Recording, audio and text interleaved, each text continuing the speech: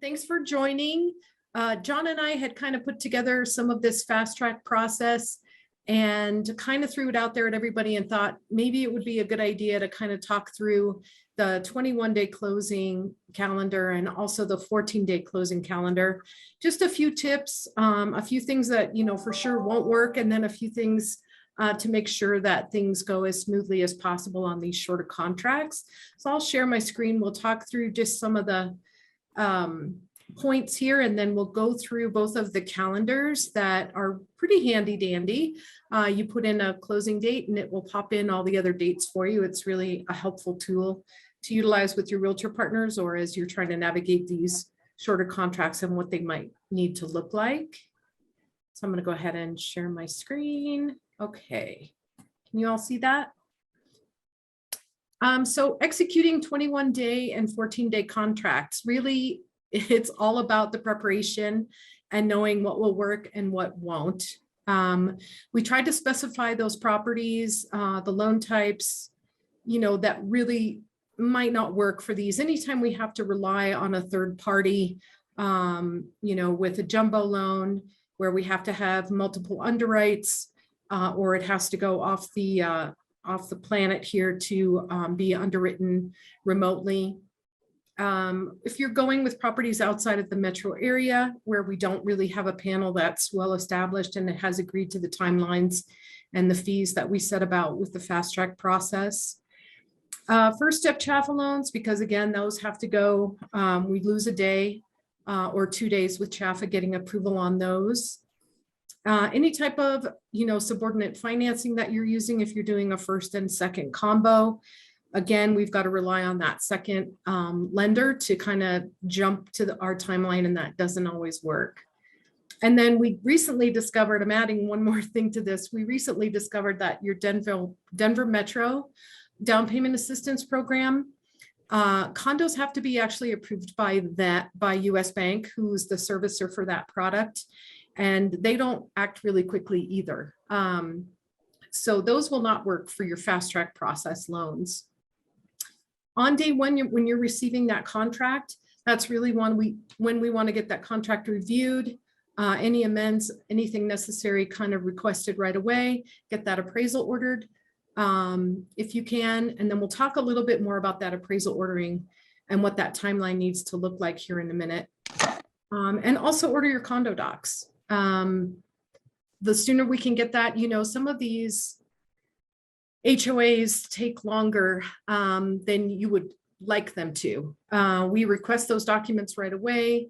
The condo desk is typically requesting them that same day, but then it can take 2 days, 5 days. Sometimes they're instantaneous to pull, but then there's clarification and back and forth, master policy retrieval, that kind of stuff. So the sooner we can get on that boat, the quicker.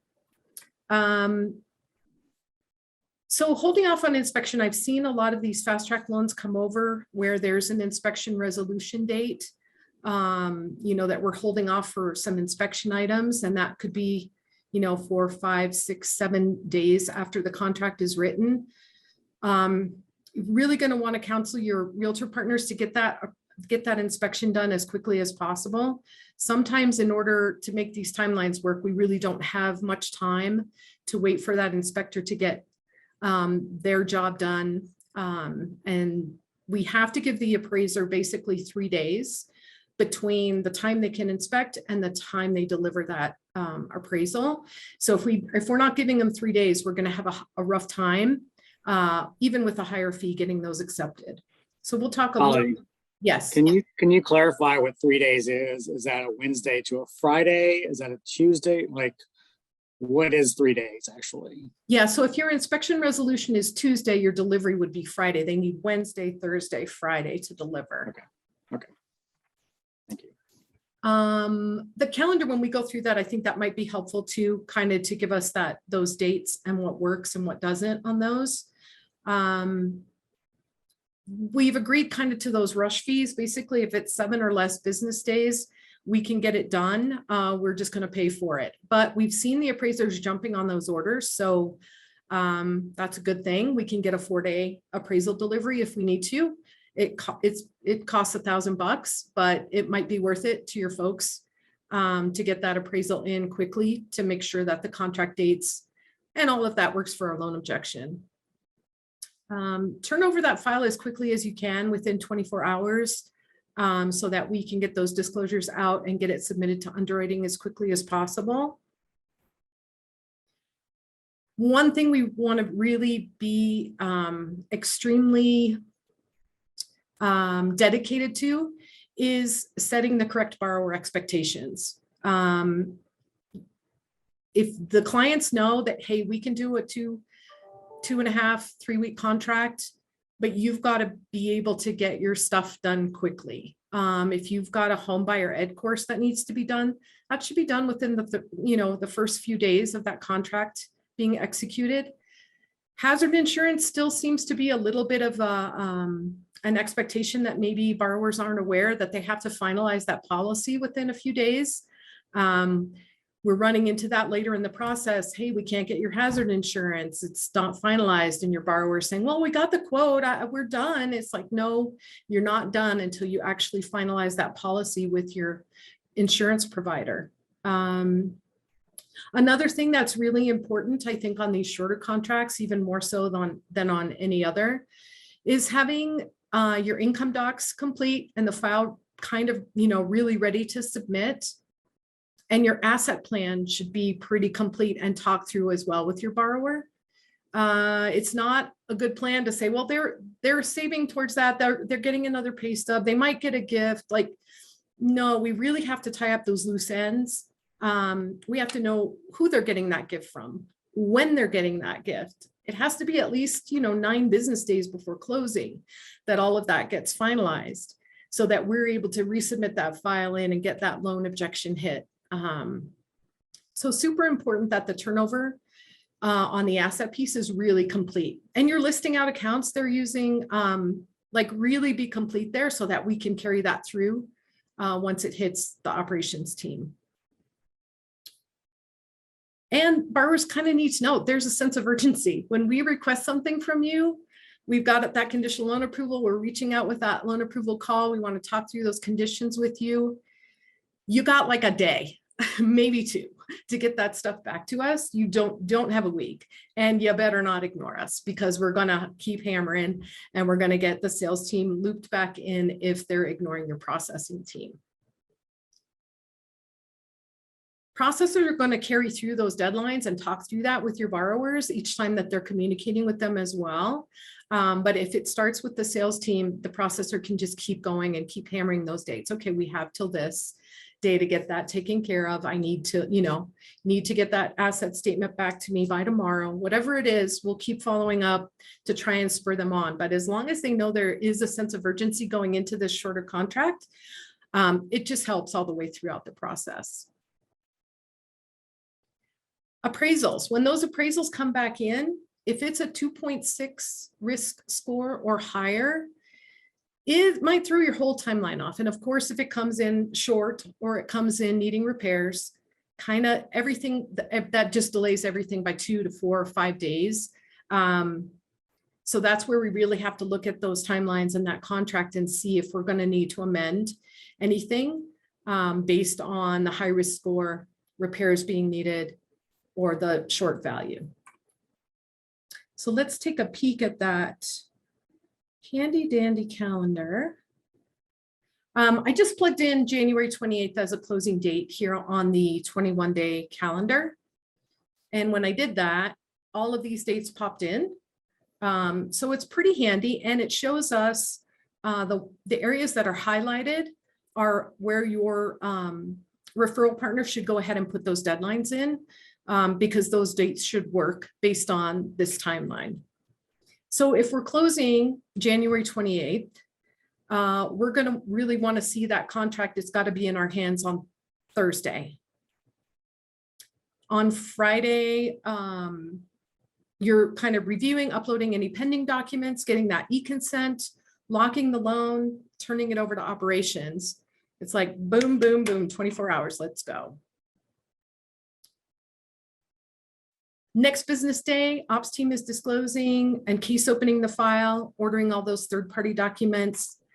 Any pending documents from the turnover notes should be in and reviewed by the sales team. If you had some income docs that you were waiting on, or, updating pay stubs or anything along those lines, any asset statements that you had requested, those should be reviewed by you. Make sure that you're kind of checking those out, looking for any red flags or any issues, and then letting your processor know if they're good to go.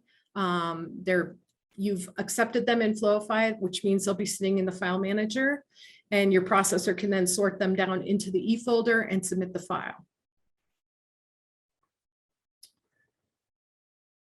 Let's see, so the following day, hopefully if we've gotten it into underwriting on Monday, it's going to be reviewed on Tuesday.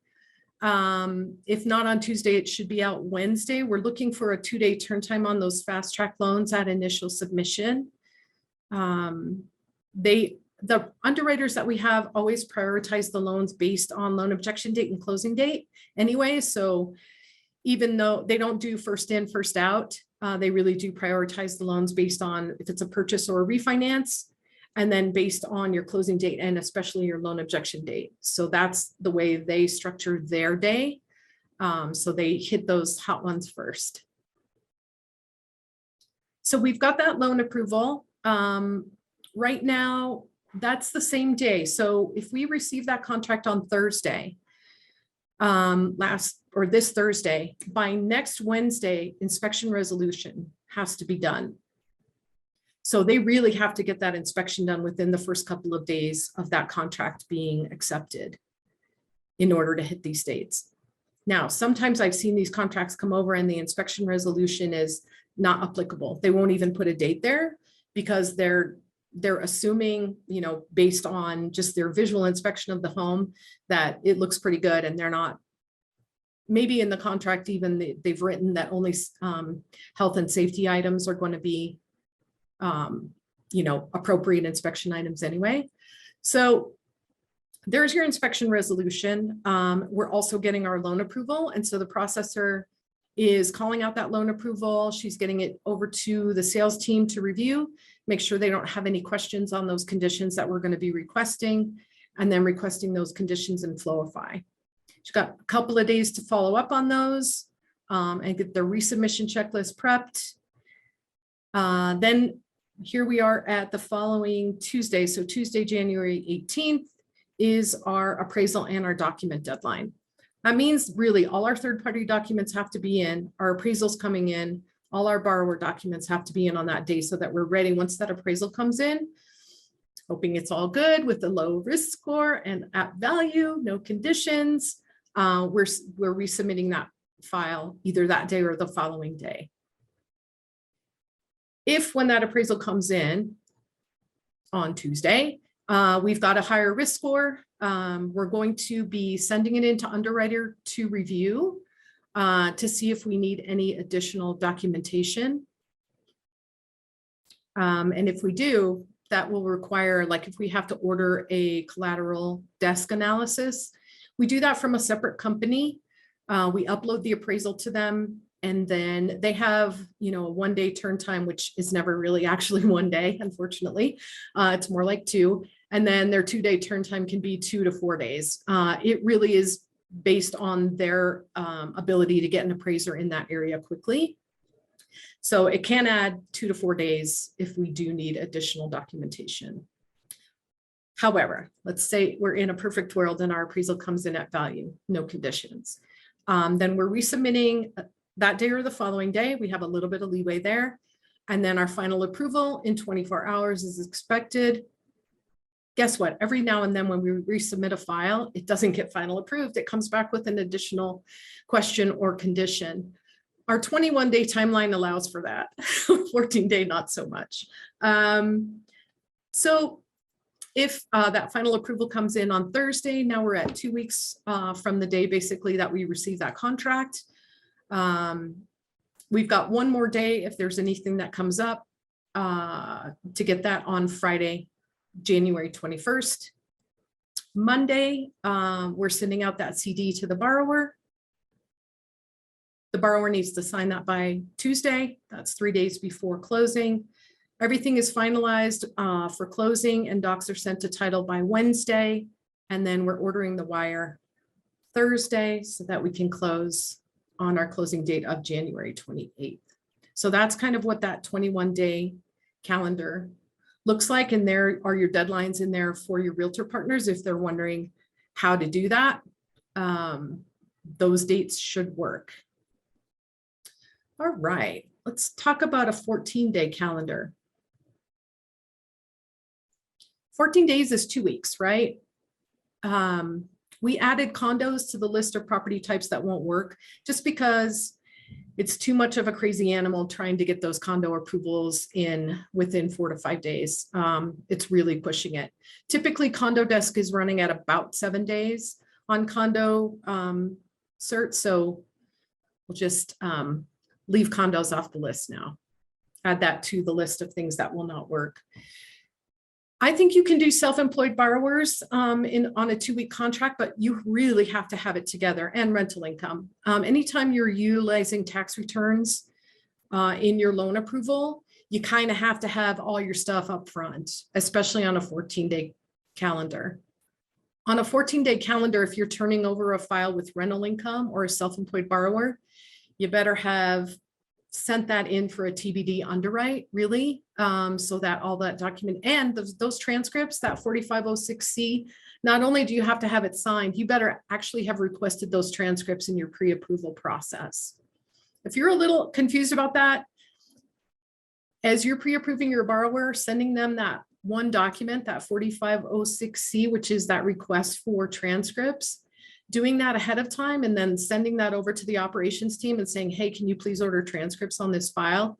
Even though they're not under contract, they're just out there shopping. It will save you a multitude of problems once that loan comes over, once that contract comes in and you want to turn it over. So if you're going to do a 2-week closing on a self-employed borrower or a borrower that you're utilizing rental income on, you better have transcripts when you turn it over.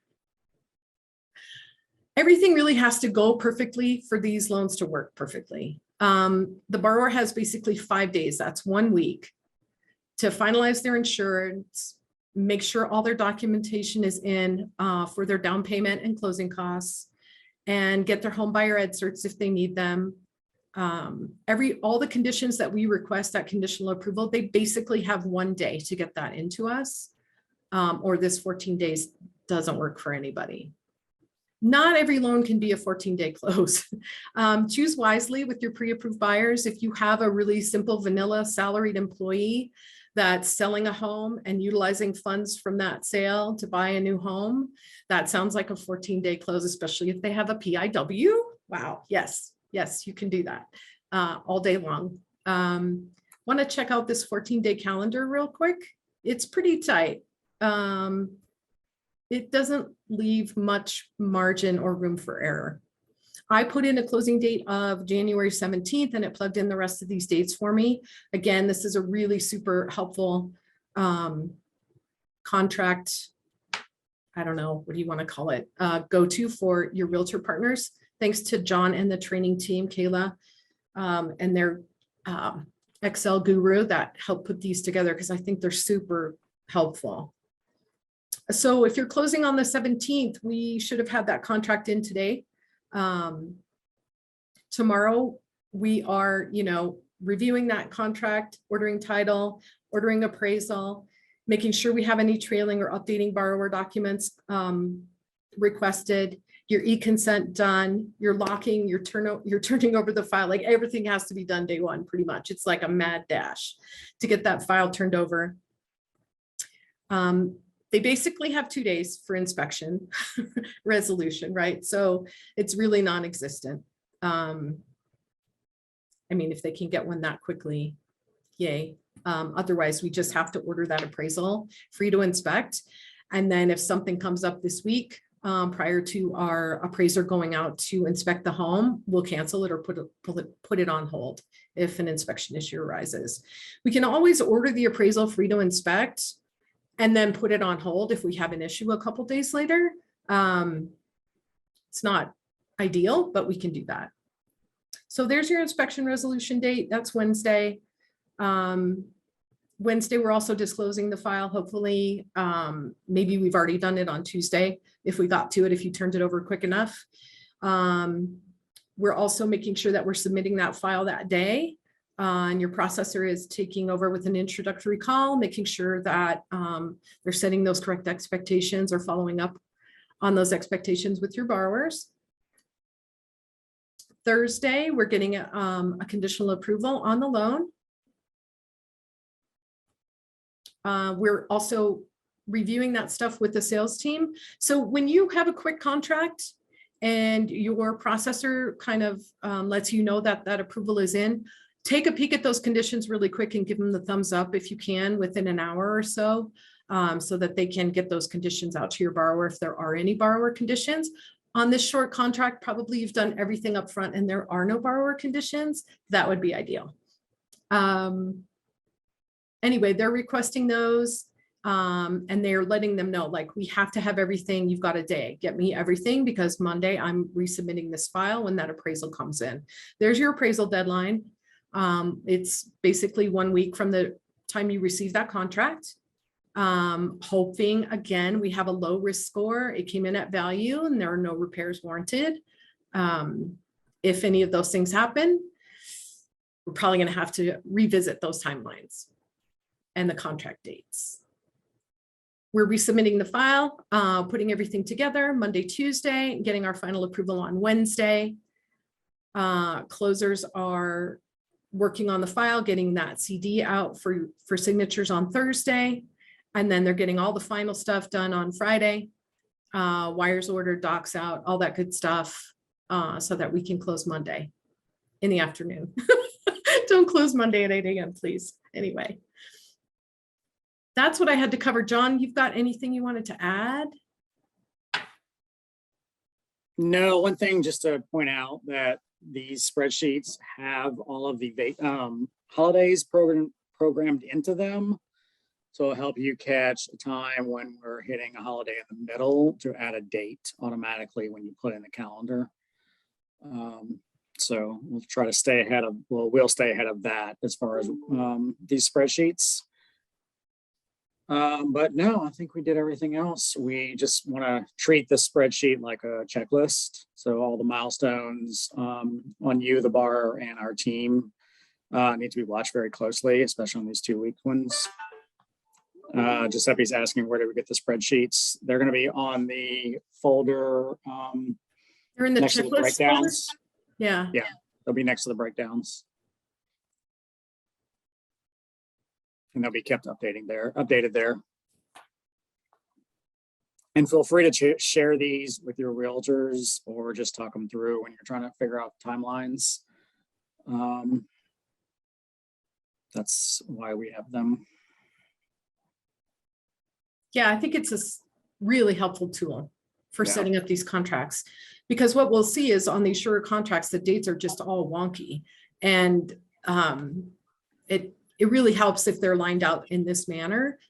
You can give us a little bit of leeway and put those contract deadlines a day after the calendar. We're always going to try and hit these calendar dates to make this work. Internally, so everybody has a little bit of time to do their job, because we hate to get that loan final approved, basically hours before closing, and the closers are just, scrambling, trying to get their work done. So giving everybody just a few days time throughout the process to get everything done. It's a really quick turnover, that's for sure, and a really complete turnover. Those are really the keys. And that, will give you a really clean conditional approval, which again, will, just slide right through the process, or it should. Any other questions? Just to point out, this is good for FHA as well. This is not just conventional loans. FHA, VA, it does not work because of the appraisal timelines we have to give the appraisers, but the new timeline is 8 days in most areas now. So we can come pretty close to this on the 3-week, but it doesn't work on the 2-week. What would you guys say is a safe timeline for VA contracts? If you work on, if you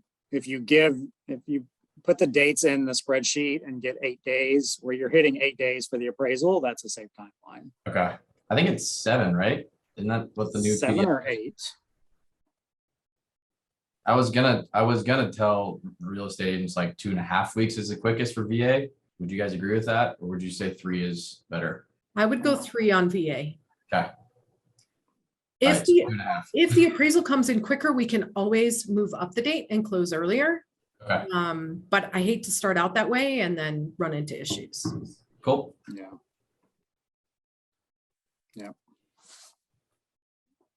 All right. Any other questions? Okay, Chelsea's saying 7 days. So plug this in for 7 days and you should be okay on everything else for VA. Nice. Okay. All right, guys. Well, thanks so much for attending.